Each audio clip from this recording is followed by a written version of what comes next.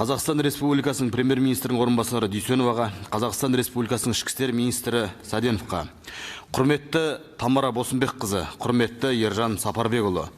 Бұл депутаттық сауалда көтеретін мәселе емес еді.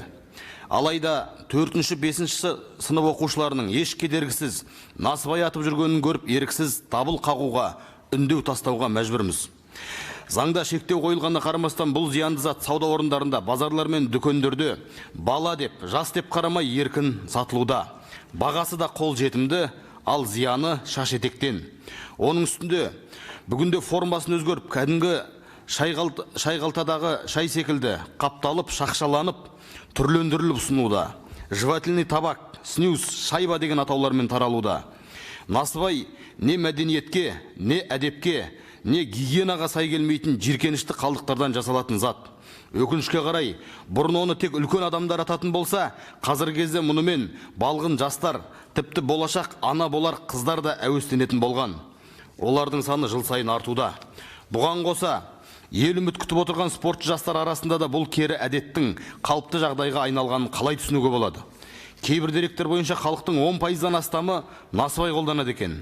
Ең қауіптісі оның құрамында қандай улы заттың бар екенін белгісіз болуы. Әдетте оның құрамында химиялық заттар, әк, сексеуіл, арша, тобыл ағаштарының күлі болады. Уытын арттыру үшін тауықтың саңғырығы, түйенің тезегі де қосылады екен. Насыбайды мұқият зерттеген мамандар бұдан бөлек оған есірткі мен психотропты заттардың да қосылғанын анықтаған.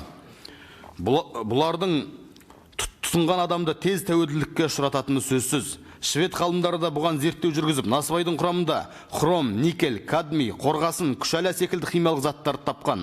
Бұлардың барлығы да қалыпты мөлшерден әлдеқайда артық болған. Еліміздің дәрігерлері насыбай атудың адамды тәуелділікке ұшыратумен қатар түрлі ауруларға да душар ететінін айтады. Тіпті қатерлікке, ұрпақсыздыққа апаратынын ғылыми дәлелденген.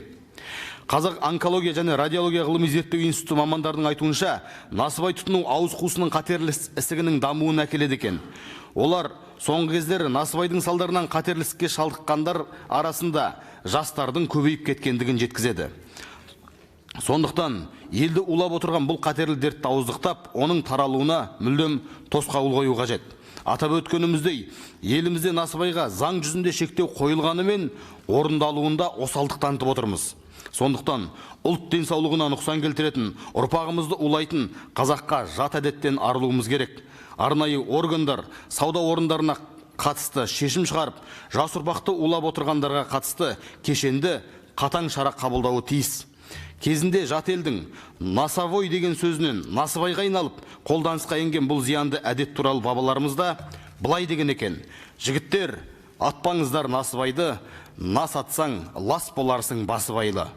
Ендеше бесіктен белі шықпаған жас буынды лас әдеттен қорғайық. Құрметпен, Аманат фракциясының депутаттары.